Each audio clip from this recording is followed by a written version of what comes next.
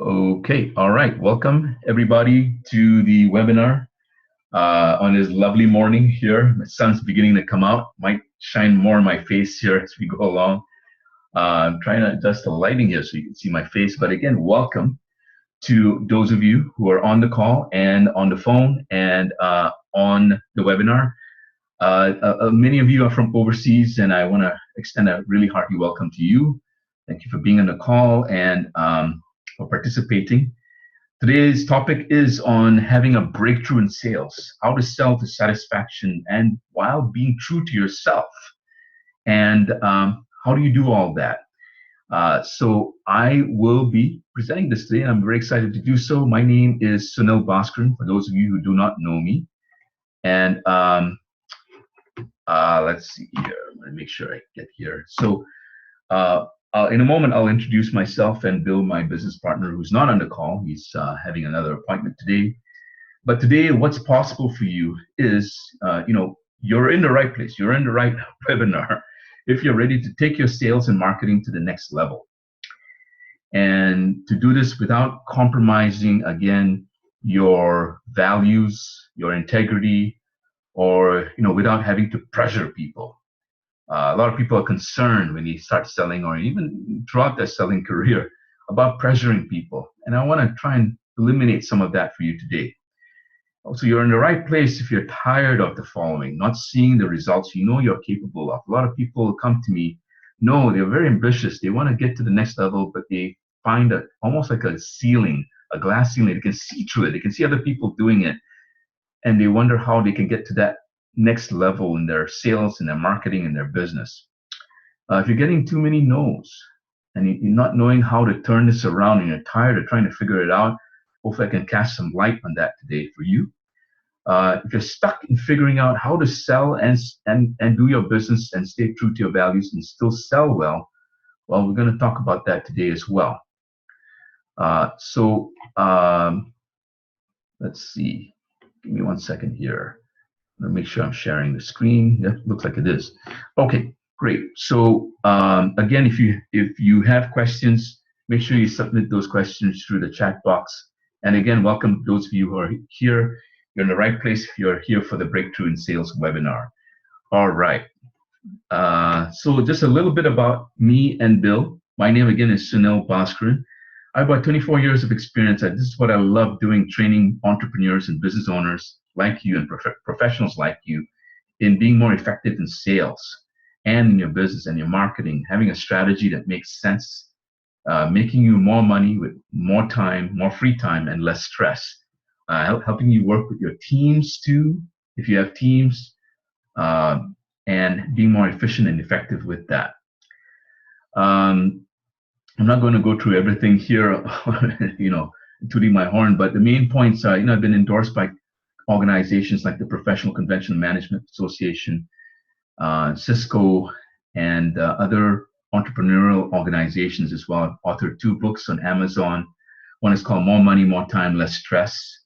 And I've been a radio show host, and I've the estimated audience for that was about 100,000, mentored thousands of business professionals since 1991. The networking Rolodex of more than 22,000 people. That number grows by about 800 people every month, if not more, these days. A little bit about Bill, my business partner, who could not be here to join us today, but he's a professor of social media marketing. It's more than 90 million hits on his site. Bill has a meetup reach. People on meetup.com, we do regular meetups for, of about 13,000 members. And that number is again growing every month. He's a much sought after speaker on the social media and content marketing worldwide. We want to really share all this with you, and with 2 intentions. One is, of course, we want to tell you give you a sense of who you're engaging with here in this presentation, but more importantly, also to show you where we can actually bring you. If you're interested in these kinds of results, then in getting the kind of results that we have, the numbers that we have, we'd love to share how you can make that happen. And today's presentation is certainly a little bit, or a lot about that as well. Just a real life case study here that I'm sharing on the computer screen. This is my client, Charlotte Jacobs. She's an award-winning $1 million mentor. Um, she and her husband have a very, very successful business. When they first started out with me, they were not doing that well. She was not doing that well. But in the first 90 days of working with her, I helped triple her income. And that formed a very strong basis for her continued success to this day. And they've impacted tens of thousands of people through their work. And again, they acknowledge the starting coaching with me. And a lot of the things I'll be sharing today are things actually I work with her on. A lot of things are quite basic in terms of sales. And they're probably not going to change much because human beings and the way we're made up are not going to change. So, still quite relevant. And even the things that I taught from 10 years ago. What I want to talk about a little bit today, before we get into more of the content, is to share a little bit about my story, just a little bit, because I want to give you a sense. I know some of you, you're struggling with stuff. Some of you are doing pretty well. Some of you are not doing very well at all. And I want to let you know I've been there too, where you're at, struggling, trying to figure it out. And when I first started in business in 1991, I was in a very shy Indian engineer. That gives you a sense. I never had the experience of how to run a business and how to be social with other people. I was in a new country in America and still trying to find my feet. Really in the course of a couple of years, it created a breakthrough in not just my results, but in my persona and how I was being, my availability to people, my ability to be present with people. And really a breakthrough is an unpredictable off-the-chart result. It's only predictable on hindsight. After you have it, you go, yeah, oh, wow, okay, I can see how that happened. But when you're starting, it's kind of difficult, hard to see, and I feel for that. But in the course of working with a mentor at that time, I cracked the code on how to create a breakthrough, what it takes to have a breakthrough, even in so-called bad circumstances when you're feeling really stuck. And the real test of a breakthrough, and this is important to understand and set a context for the rest of this presentation here, is that your success and your breakthrough is really a function of your habit. And the habit includes really two components, or one main idea, I should say, is the real test of your breakthrough is how well you can handle adversity in the future. When you have problems in the future, can you use your breakthrough that you had to turn it around and create a recovery, if not a success again? And you see, that's the real mark, you see. So I want you to really listen to what I have to say today from a place of creating that breakthrough in a nonsensical way for you. I don't want to give you some kind of abstraction and leave you only with that. I'm going to give you some hard, concrete things to do, to take, so that you can actually have breakthroughs consistently in your life and your business. So the question to ask yourself would be, what would your life look like if you created these breakthroughs? Okay. I want to encourage you by saying you can make it too. If you're willing to invest the time, money, and energy smartly. Sun's kind of shining in my face here. I want to move a little bit for the camera. I hope you can still see me. But if you're willing to invest the time, money, and energy smartly, then there are a couple of important things to distinguish when you're doing sales. And it's important for you to do it for yourself as well as for your clients or prospects that you're engaging with. One is to really look at what the future could look like for you and make sure that that future or that vision is bigger than your current issues. Because if you're only wrapped up in your issues and you're thinking only in that way in the short term, then it's difficult to get your mind focused on more positive orientation, a more proactive orientation towards the future, what the future could look like. See, if you're only stuck in what the past or the present looks like, then it's difficult to create concrete steps moving towards the future. Now, if you're trying to sell to people who are stuck in the past, and you yourself are stuck in the past because you're worried about your current circumstances, no matter how big that or horrible the circumstances may look like, you want to create a future-based approach in your own life so that you can calmly and effectively lead your prospects to their own future. I hope that rings for you. It's important to have that as a distinction. So what I tell people to do is if you're stuck in your sales or you're stuck in your business, one of the first things to do is stop looking so much in the present. Although it's important to be in the present, obviously, to look and confront your current problems. But you also want to look at the future and see what would it look like if I resolve this, and where else can I take the business past the point of just resolving problems? Because you don't want to just be creating a future of, I'm just going to resolve my current problems, get past the next week. No, you want to think about the next month and the next year, and not just think about just meeting your expenses. You want to create a plan that gets you way past those circumstances, way past that. So if you think you need to make only 100 grand to meet your expenses if you're living in the Bay Area, it's an example. No, you want to set your sights a little higher for the next year, for the following years. Where are you going to be so that you don't have the current problems that you have? So it's important to start thinking like that and put more commitment, more oxygen on that future vision. And I'll start, creating more structure underneath that. Just want to plant that seed for you so you understand. Next thing is you want to create some strong accountability structures and systems so that you keep your eye on the future. You keep your eye on the future all the time with some feet, both your feet preferably, grounded in the present. But your eyes looking at the future, so to speak, that creates an analogy or an example for you. Then you've got a very powerful sales process, which doesn't keep keeps you related to reality in the current present circumstances, but also keeps you grounded in the steps you need to take to move to the future. So I hope that, again, that makes sense. So I learned 3 factors in the process of going through my life, when I was stuck trying to figure out my business in 1991. To make a long story short, I was a very shy person. I couldn't lead silent prayer with 2 people if my life depended on it. And, as I worked with my business coach at that time, one of the things he kept challenging me to really have breakthroughs, but in a very grounded, concrete kind of way. One of the things I learned was to pace myself.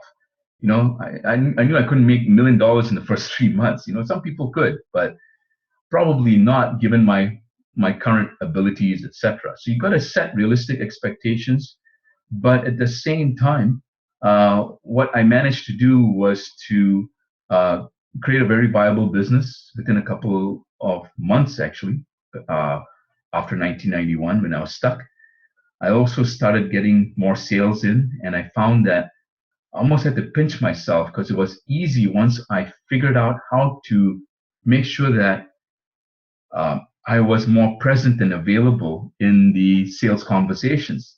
And I'm going to share how you do all that here pretty soon, but there were 3 factors that I want to share especially today, and I'm going to cover that very soon here. Okay, so what are we going to cover today, which we already started covering, by the way, is 3 secrets. The third secret I'm going to start with first is the critical starting point in business and sales. Where do you start from? Secret number 2, how to get more yeses in sales. Secret number 1, how to handle people's concerns and reasons not to buy. There's also a bonus gift at the end of the webinar. And my promise to you is I'm going to show you how to get support for yourself in the time that we have, and how to get support beyond that as well. And there's an offer that we want to make at the end as well that I think most of you will find very useful. My intentions are to share as much as I can, and there's way more to share beyond this, but I'm going to share as much as I can on this call. All right, so number 3, the critical starting point. This is very important to do. I actually struggle with these 3 points because they're all equally important. But this is a very important starting point, which is you want to start getting your gears going in the same direction. What do I mean by this? You want to have your target market or your audience and the messaging that you do, how you message to them, who you're messaging to, the main pain points that you're helping them address, the problems that you help them solve. You want to have all of this match with your vision statement, who you are, your vision, your future that you want to create for yourself, your values that you have, must all go in the same direction. Uh, Warren Buffett was once asked, how did he become so wealthy? And without blinking, he looked back at the interviewer and he said, unlike most people, I have all my gears going in the same direction. Now, when you look at in your own life, when you have been sold to effectively, when you had a really great salesperson, you felt really confident in that person, you felt really good about that person, you were willing to buy from them. Chances are that person really believed in the service of the product. He didn't have any doubts or concerns about it, or he had very few of them, at least. And he was directly addressing what you needed. And that's important to understand. Most of the time I found when people resist getting into sales or they're not sure about something, it's because there's an unresolved question. The question is what I'm selling, can I really stand behind it? And if you can't 100% stand behind what you sell, well, then you got a primary fundamental problem. Now, there are a couple of facets to this that I've already talked about. One is your target market.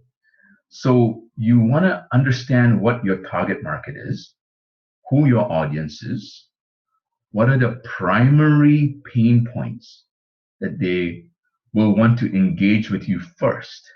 Now, a lot of people make the mistake of trying to sell people based on the idea that they have this particular pain point.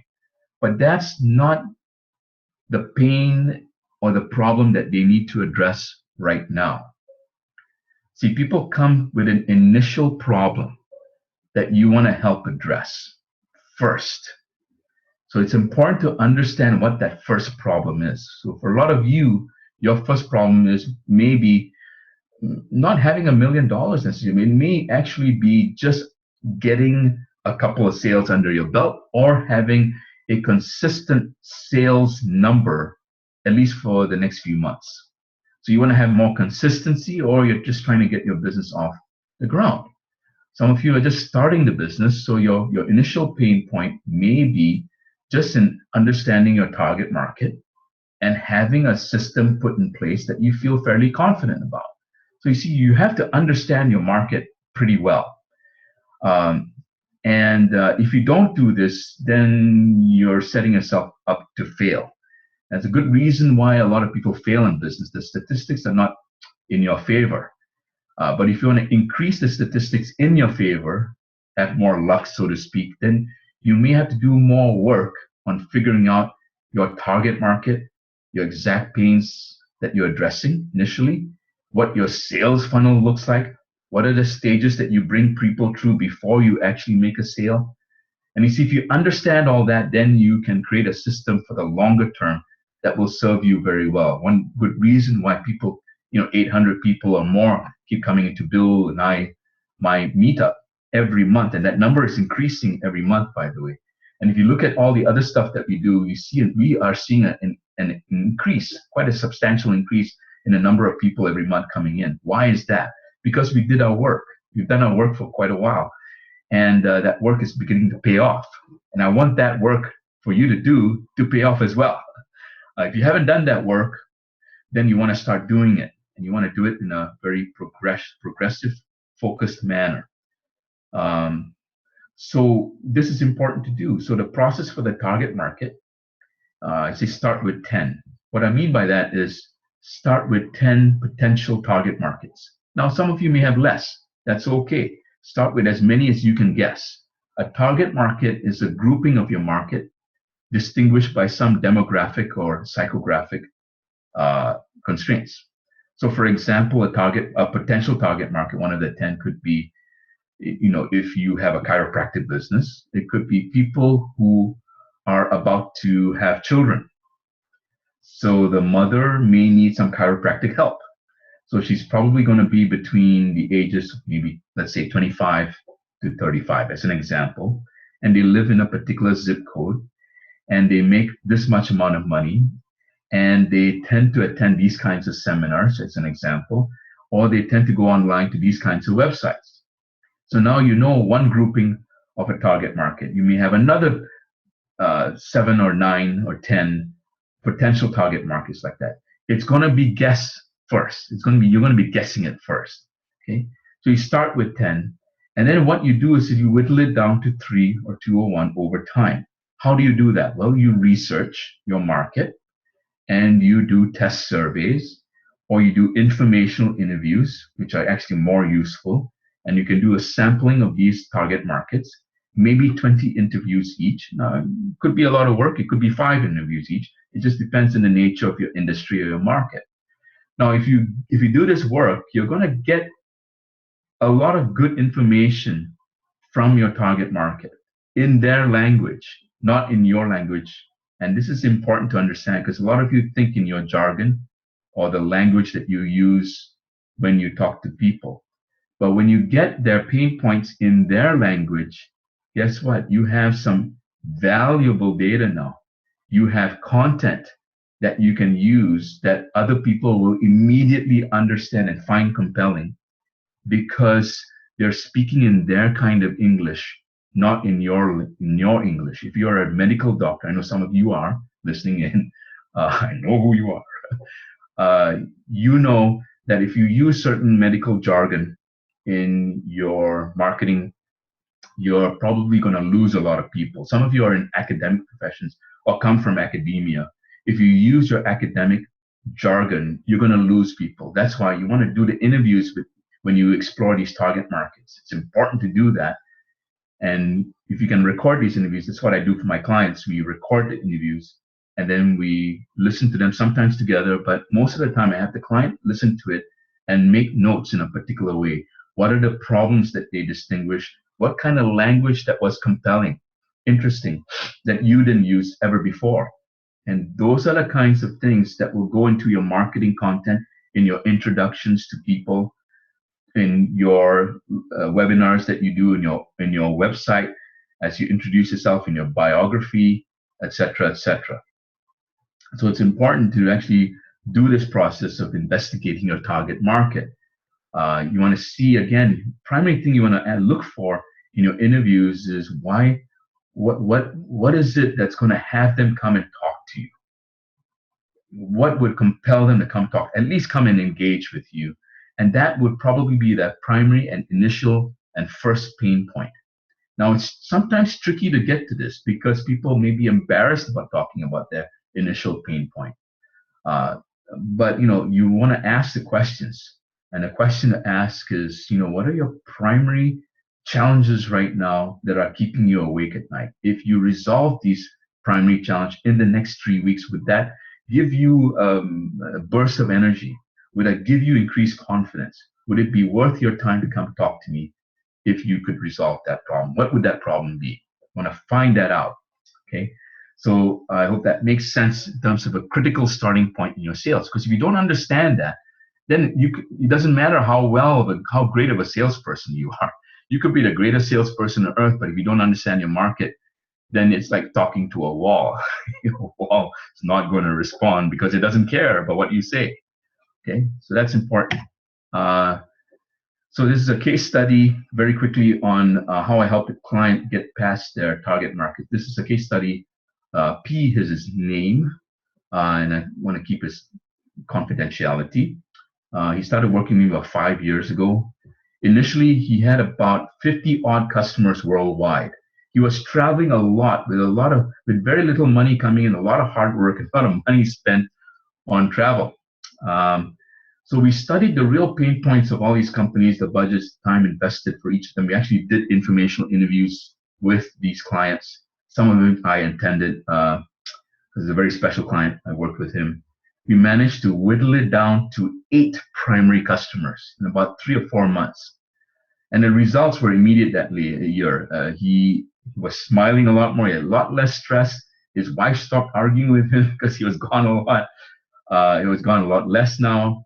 And he had his first $1 million year that year. Now, it took some work to do it, but we did it. Okay. And I'm not making any income claims here. I'm just presenting a case study here. And so this work actually pays off. We actually had to take about a couple of weeks off from his travel, from visiting clients, but it was money well spent and time well spent as well. So that gives you an idea of the efficacy of this number three strategy, which is doing your target marketing. Now, of course, in the course of doing your target marketing, you want to make sure that your mission statement or who you are fits with that. If you feel uncomfortable with presenting the message points, then that's something you got to dig into and reflect on and make sure that it's congruent. If you feel uncomfortable, then either your target market's wrong or your messaging points are wrong, or you have to deal with something internally for yourself to see if you can resolve that conflict for yourself. That conflict could be, maybe you're not clear about your vision or your mission statement. So there's some benefit to getting clear on that. Okay. And there's a process in how to get clear on your mission statement or vision statement. In the interest of time, I want to move on, but the main point is you want to get clear on who you really are for your clients, for your company. And if that's in alignment with your target markets and your messaging points and how you sell, then you've got a very powerful engine. And it's worth spending the time to do that. Everybody's different in their approach or how I approach them and how to get that clear for them. But it's important to do that. I think if you get that, how important it is to do that, if you're willing to take the steps, then I think we're in a good place right now. Number two, getting more yeses from your clients. This is usually a function of putting more attention on the other person, the person you're talking to, your prospect. What I've seen in a lot of observations of people as they're making sales, or they're doing their introductions and networking events, for example, is that they talk a lot. And sometimes it's not because they want to talk a lot. It's because they feel like they have to talk a lot in order to describe their product or their service. And they have to tell their entire history of their family lineage, etc., how they became an engineer and how they thought of this great product. And I tell you, most of that is unnecessary. You really don't have to talk about it. In fact, the more the other person talks to, the more you're actually selling. So it's important to understand that you need to put more attention on the other person. And it comes down to the art and science of asking the right questions. Some of those questions are, what are your objectives in the next 1 year? Where do you want to be? Where would you want to take your business? Or, if you're serving a private individual who's not a business person, what kind of life would you like to have? If you're a chiropractor, you may want to ask the question, what kind of health state would you like to be in the next 1 year? In the next 3 months? What are the most urgent things for you to handle? And, why is it so important for you to have that objective? Because you don't want to just ask them what they want. You want to find out why they want that. Is it important enough for them? Because if it's not important enough for them, you may save yourself some time and energy and money by not selling it to them. Maybe put them on your email list for right now. And then when it becomes more important for them to have a conversation for you, then you have a more relevant conversation and it won't waste your time. And probably they will sell themselves. See, the best conversations to have are with people who are already sold. So how do you have them already sold? Well, you want to have them think about what they really want instead of them sitting back and letting you do all the talking and the work, which is very difficult to do, especially if you don't know what they want, because what you present may have absolutely no relevance in their life. And that may really suck. And that is where most people get stuck. And if you're there, you want to ask yourself, I wonder what's going on in my sales conversations such that people are not saying enough yeses to me. What's going on there? So you want to look at and consider that the gap in your sales performance is really how much talking you're doing versus how much talking they're doing, which could correlate directly with how much money you're making. They're talking more, then probably you're making more money. Okay. So again, if you do not address this art and science of asking the right questions, you will probably fail. And I gave you some examples of some questions here. So I see some of you already asking questions. I know you're asking questions on not the chat box, but just on emails that I see coming in. I thank you again. I'll do my best to get to the emails. Again, I thank you for your patience. Okay, great. Now we'll get to your questions here. All right. The number one thing is the art and science of handling concerns or obstacles. You want to be able to learn how to do this. For those of you on the computer, you can see the image on the screen about the guy trying to talk to the wall, right?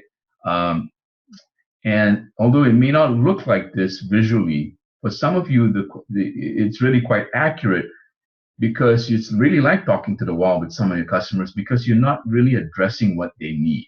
So it goes back to point number two. It's really got to, and point number one, which is got to understand your market and you got to ask questions to find out what they really want before you address the next step of selling them. You got to find out what they want before you sell them on what you have. Got to make sure that what you have matches what they want. Okay. So what do most people do? They don't do proper target marketing. They get into more of a convincing mode. They try to convince people that they should buy. That's not a very good place to be in. Sometimes you may have to go there because it may be worth spending energy on trying to convince somebody because they may need some convincing. But most of the time you don't. You probably don't need to be in a convincing mode. You're not asking the right questions to get to the heart pain and clear objectives.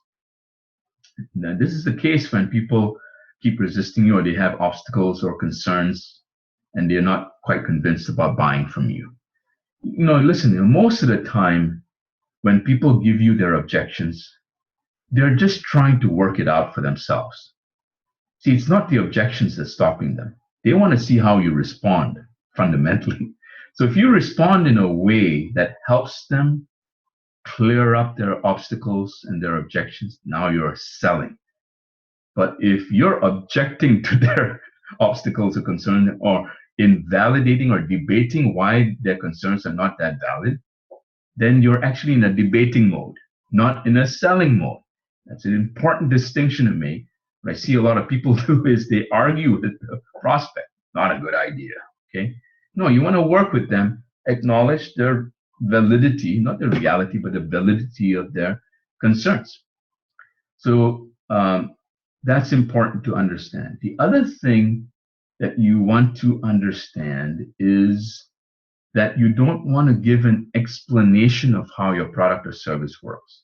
You don't want to describe the car that's going to take them to their ultimate destination.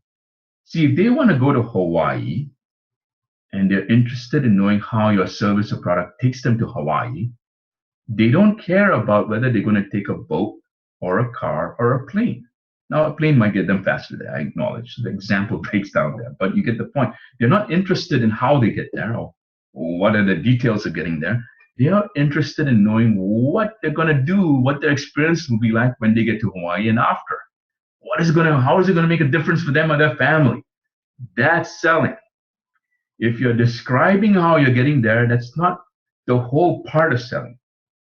At some point, they may be interested in how to get there. But at first, they're more interested in, can I really get to Hawaii?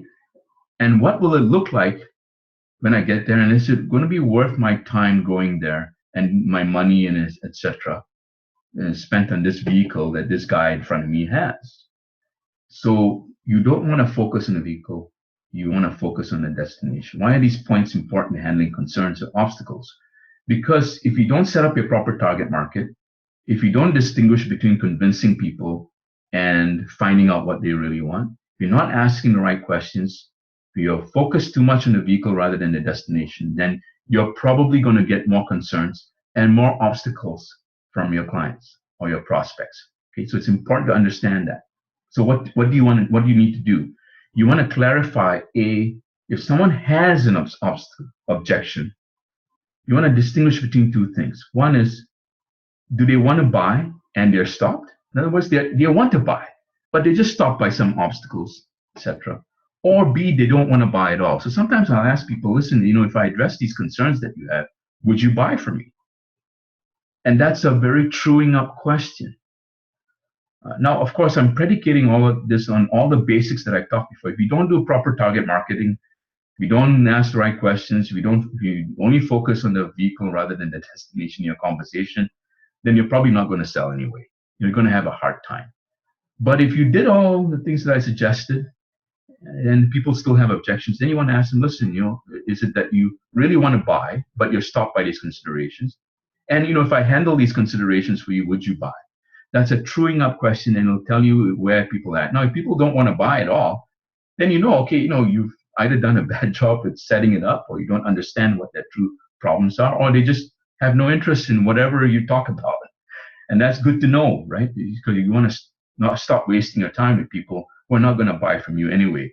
They just may not be ready, or they're just not in your market. So it's important to really clarify that. So, the other question asks, do you see value in what I have to offer? And what is that value? How will it make a difference? So if you paid $18,000 in this product, are you going to get sufficient return for your investment? Would that be worth your time? If I could show you that if you spent $18,000 as an example, and you got $36,000 back in the next year and a half, would that be worth at least us having a conversation? So you see, that's how you start handling concerns and obstacles up front. And it's important to do that. Your selling always begins in the start of the conversation, never at the end. In fact, maybe even before the conversation begins. It's how you set up the questions, whether you have the right target market in front of you, that handles a lot of those objections. But, like I said, if you're in front of the right target market and they come up with objections, this is how to handle it. You want to list out all the objections that they come up with, and then say, okay, well, if I support you in resolving all these issues, will you buy from me? That's an important $1 million question to ask. Okay, so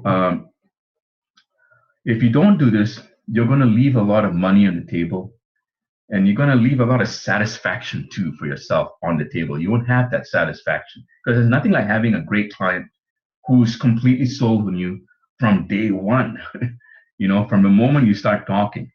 And that's important to start developing a skill at, to have happy clients.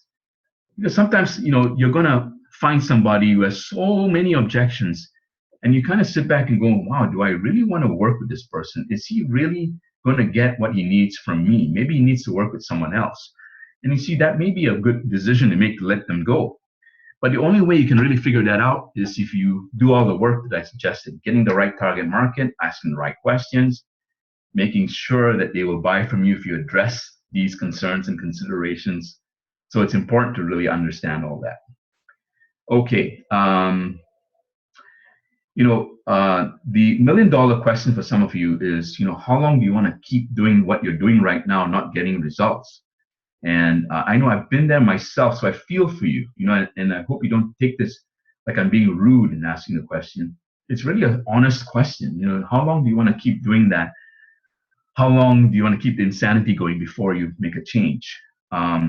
So we have a bonus gift coming up that I think a lot of you will really like, especially those of you who are networking out there and trying to generate more clients. And those of you who are even online, doing online marketing, this bonus gift could be actually very useful for you. And it'll help you also demarcate some of your target marketing for yourself. It won't do a perfect job, it will do at least a decent job of getting you there. Okay.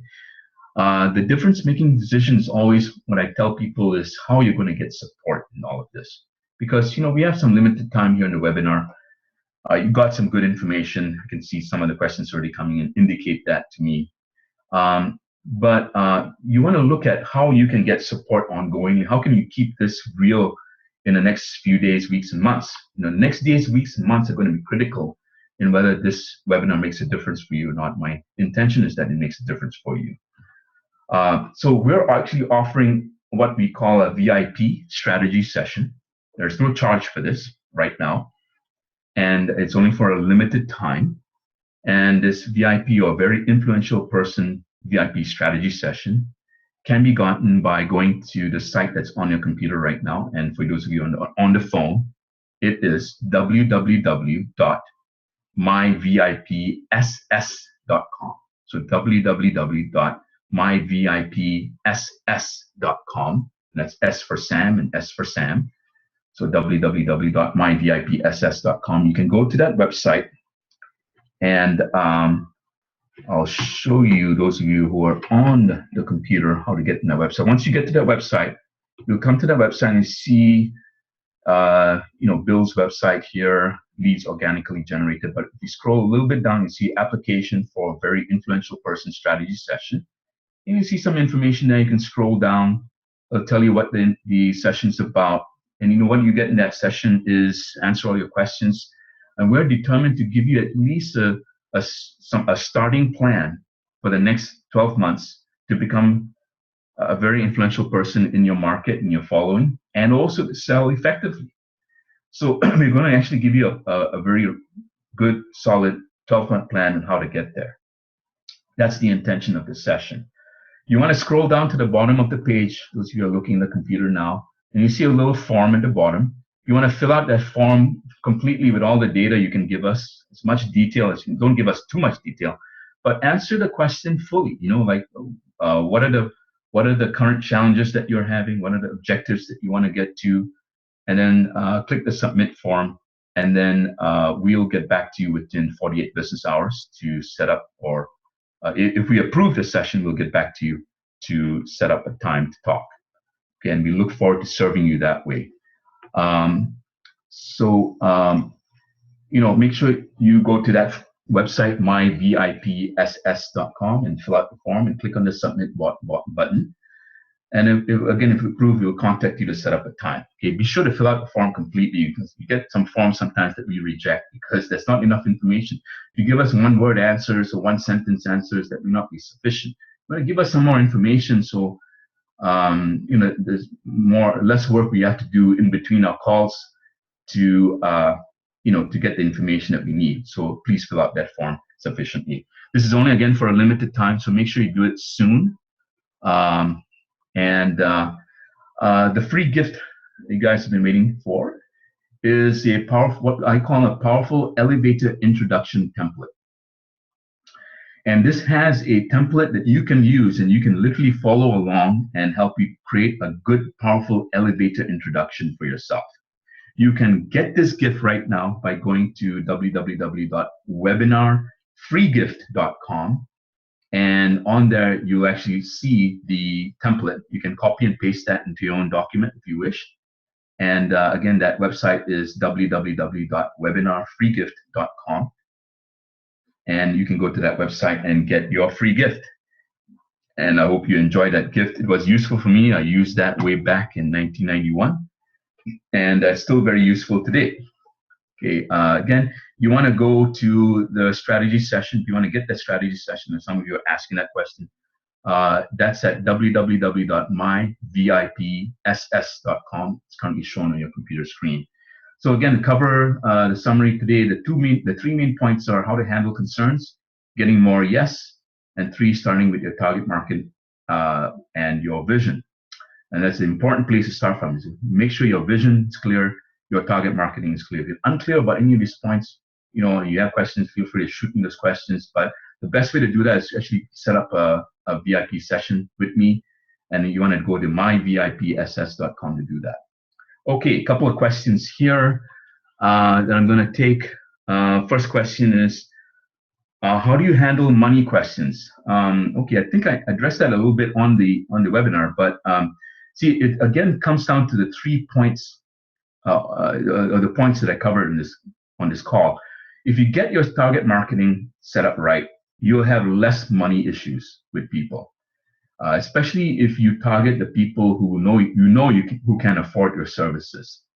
So the targeted marketing is very important to do in the way that I described.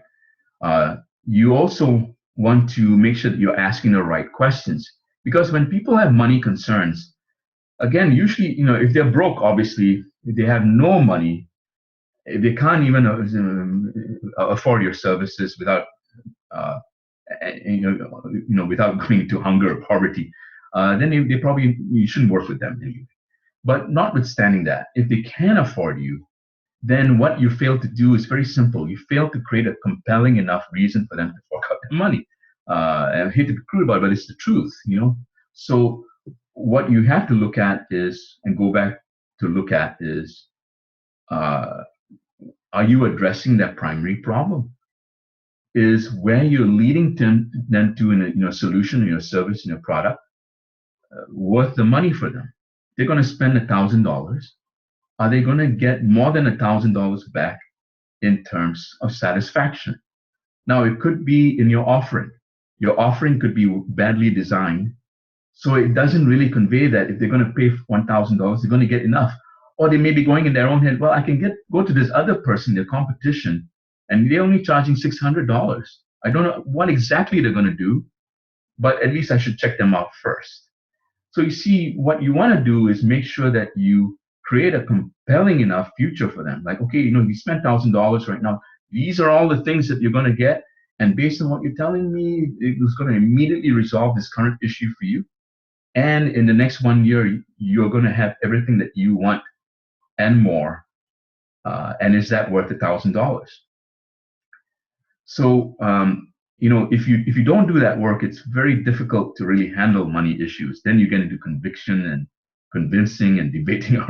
It's very difficult to manage a conversation like that. So I hope you understand that. All right, next question here.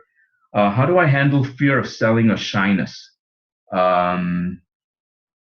So, the best way to handle it, most people don't realize, but I'm actually very much an introvert. You might see me on the stage and I look, here I'm pretty engaged. But the truth is, in my own private time, I like to read a book. I like to curl up and my wife in bed and watch a movie. I much rather do that than go out and party and hang out with people, So you really don't have to be extroverted necessarily to learn how to sell. In fact, you can be very introverted and still sell very effectively. Why do I say that? Because you see, if the primary factor I see, based on my years of experience and observing very successful people, the primary factor in sales is how much attention you put in other people rather than yourself. So if your attention is on your own shyness, then you're probably going to fail. But if you can be shy, you see, and you can still feel very shy, and you can still feel very reserved, but if you ask questions of other people and put more attention on what they tell you and take really good notes and you pay attention clearly to what they're saying, and you try your best to connect the dots between what you offer and what they really want. And if you do a good enough job in the question and answering and in the target marketing, then you're going to outsell other people who are more extroverted than you, who don't do that work. I can promise you that with high degree of confidence that will probably happen. Okay, let's see here. Any other questions? I've got other questions here, but I want to see if there are other juicy questions, so to speak.